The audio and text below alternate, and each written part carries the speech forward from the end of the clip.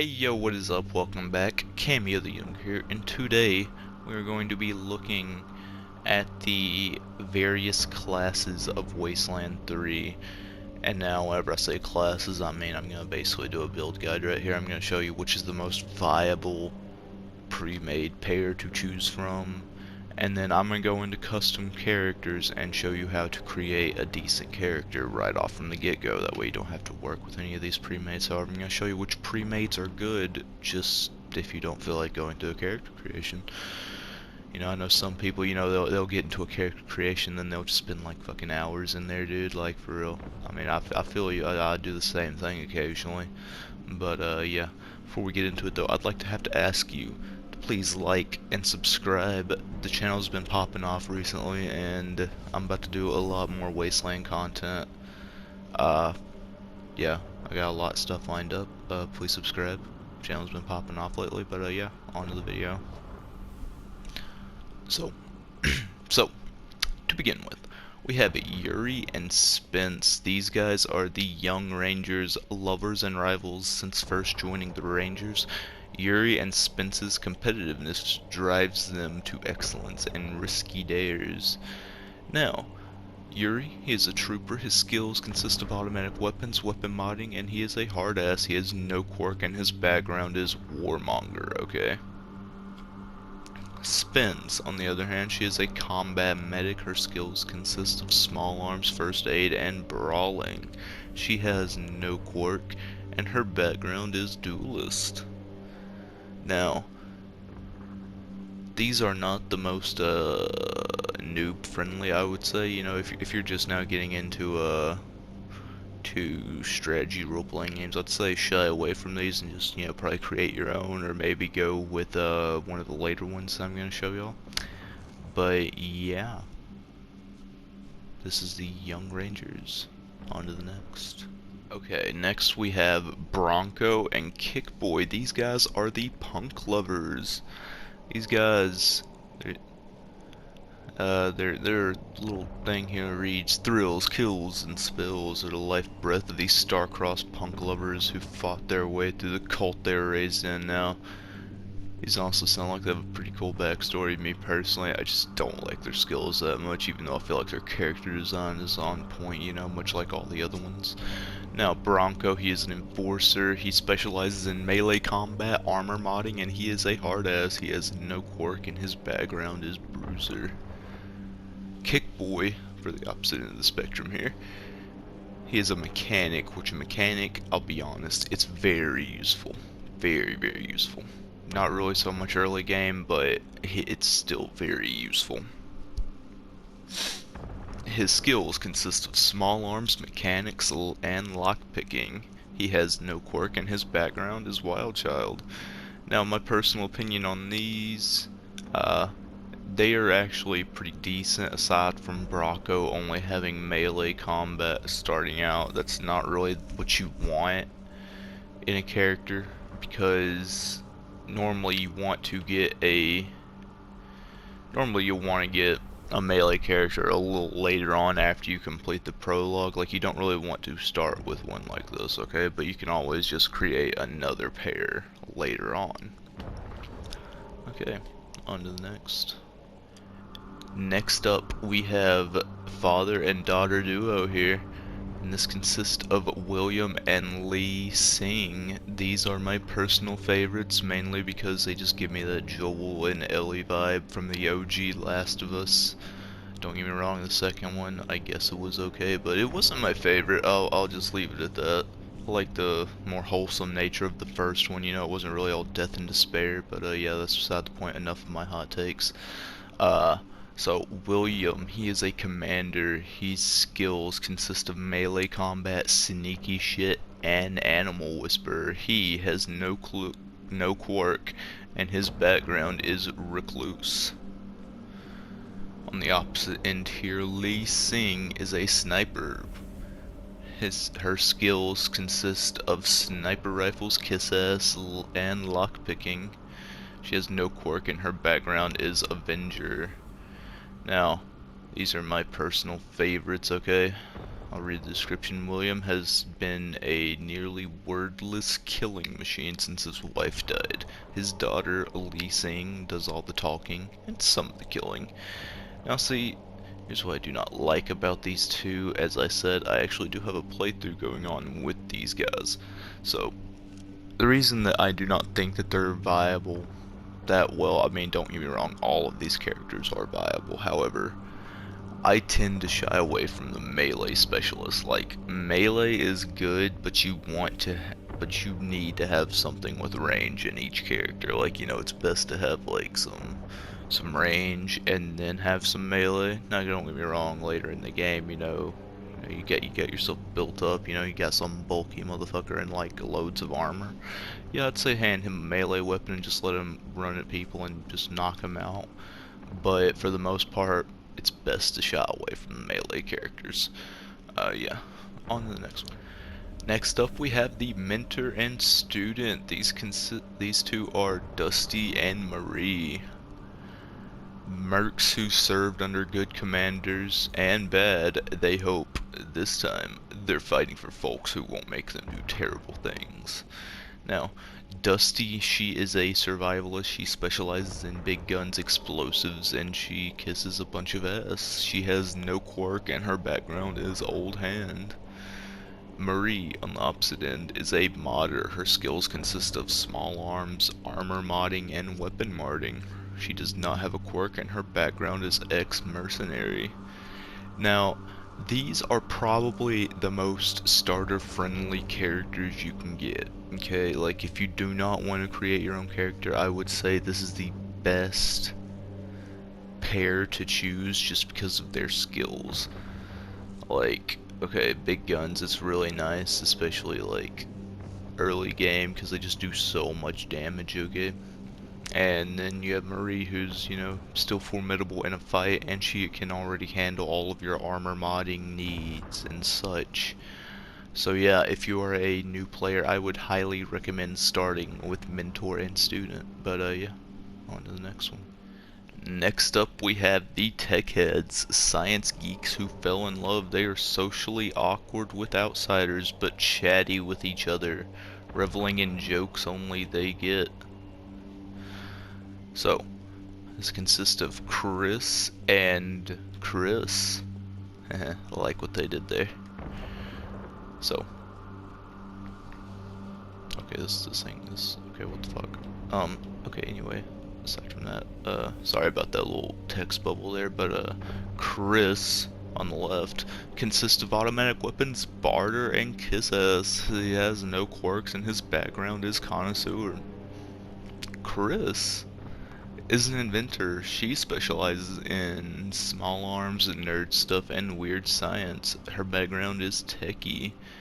Now, if you do like to play those hacker people, like people like that, I'd say start with these, just cause like Chris, she's actually fairly good for getting early on dialogue choices from computers that you'll find early on in the game, especially in the first hour or so, hour and a half or so. Meanwhile, having Chris with a higher barter skill is very nice. Very, very nice, especially early on with all of the expensive goods and stuff and all the ammo that you might need to buy.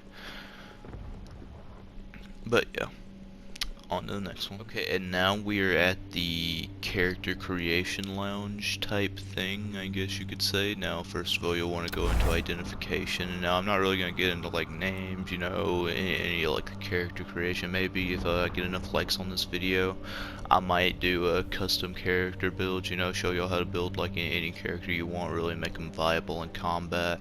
But the first thing you want to go to is their background, okay? Now, as you see, these all give you various chances, and now if you are a role player, I would say just choose the one that you want to role play the most, okay? Like for instance, if you want to be Sasuke Uchiha, choose the Vicious Adventure, okay? I mean, like for real. Because Sasuke, he's an Avenger and all, as he likes to tell people. But yeah.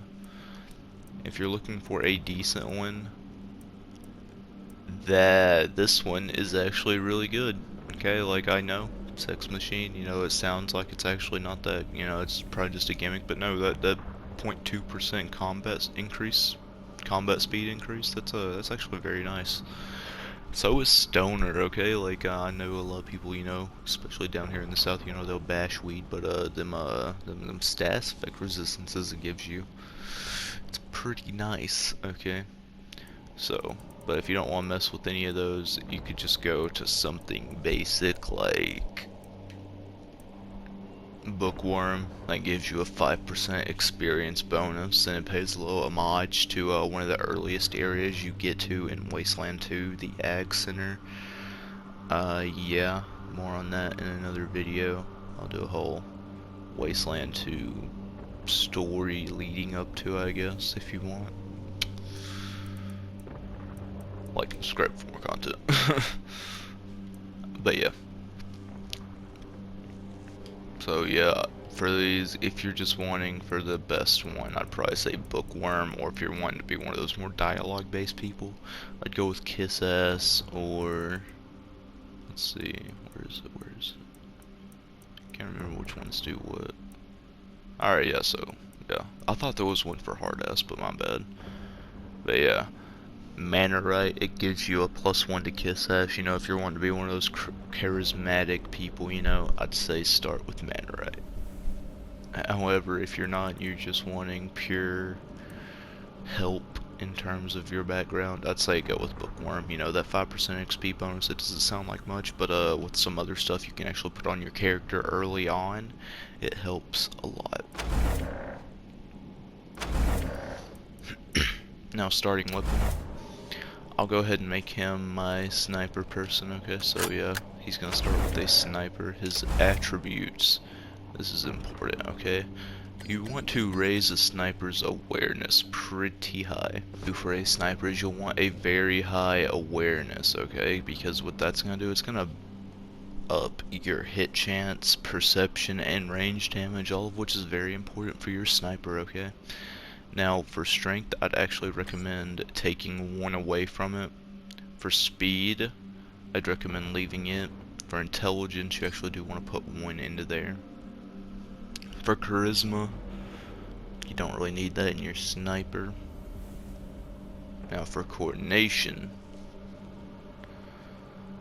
this is what you want to raise as well, because it gives you more action points, because the snipers have the highest action point per shot requirement in the game, just because of how much sheer damage they do. You know, they can't really have you popping out 100+ damage, you know, every turn early on, so they kind of do have to nerf it a little bit. I understand that, but yeah, what you'll want to do is you'll want 4 in coordination, 2 in luck, bunch in awareness, I don't feel like counting. You'll need 1 in strength, 2 in speed, 3 in intelligence, and 1 in charisma.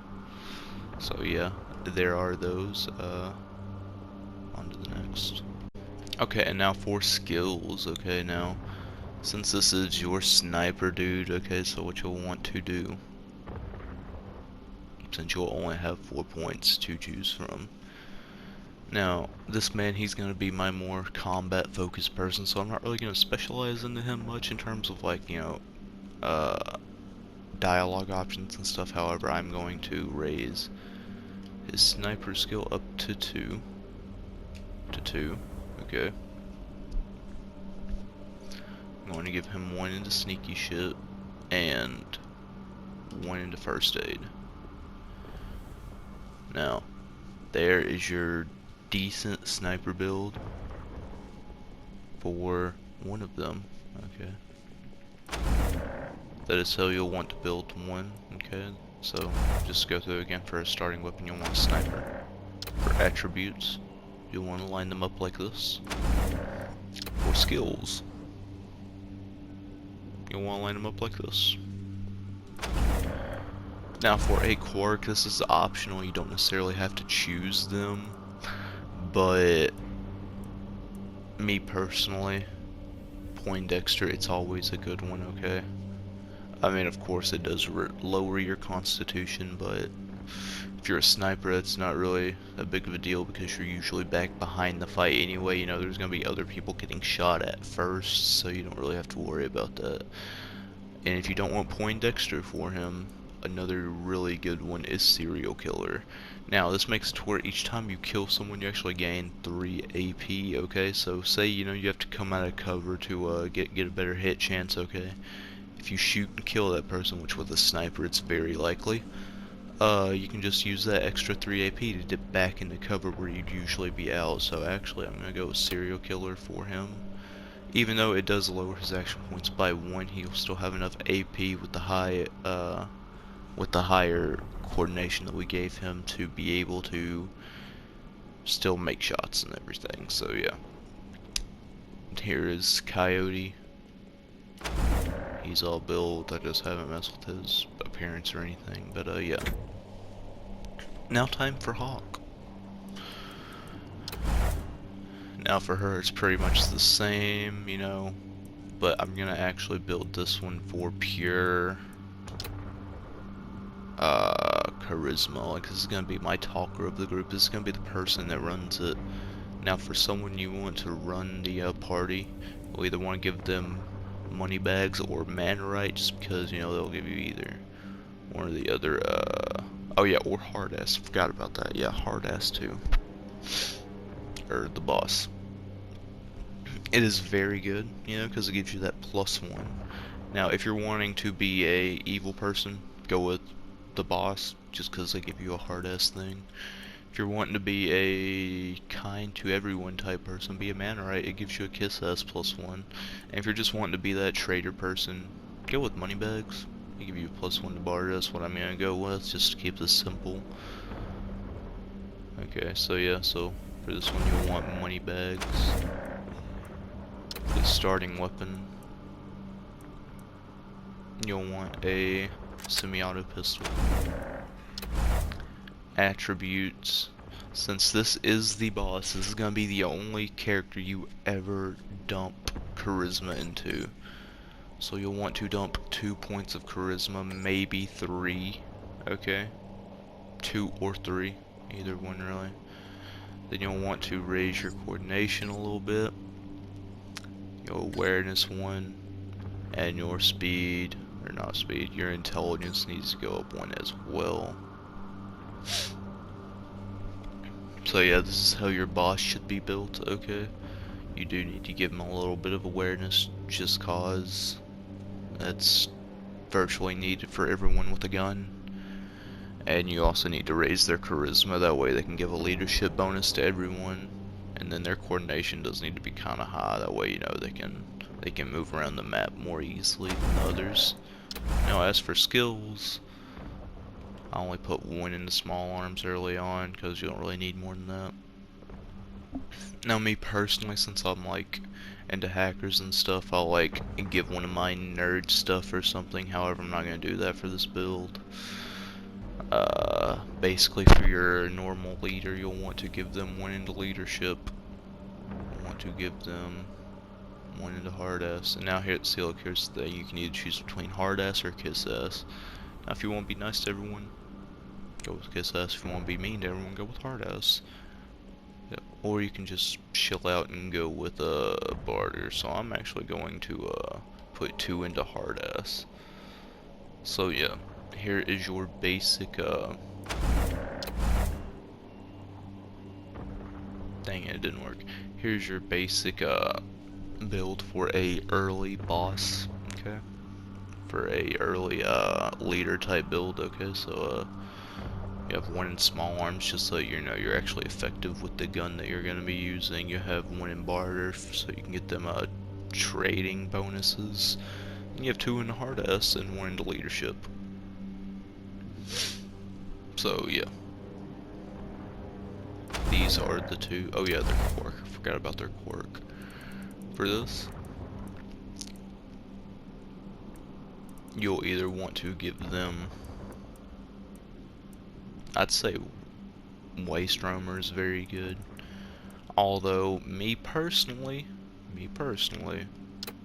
I like to give them at least one of them point extra, especially one where I have to dump useless points into, Like, see, charisma, it only really helps the leader, and you don't really get to boost your combat that much, So it is good to have, your leader have a lot in the way of extra skill points. And coincidentally, that also means early on raising your intelligence above what you base raised it to. So yeah. Here is your easy build for a custom character. You can change their appearance however you want, honestly. But yeah.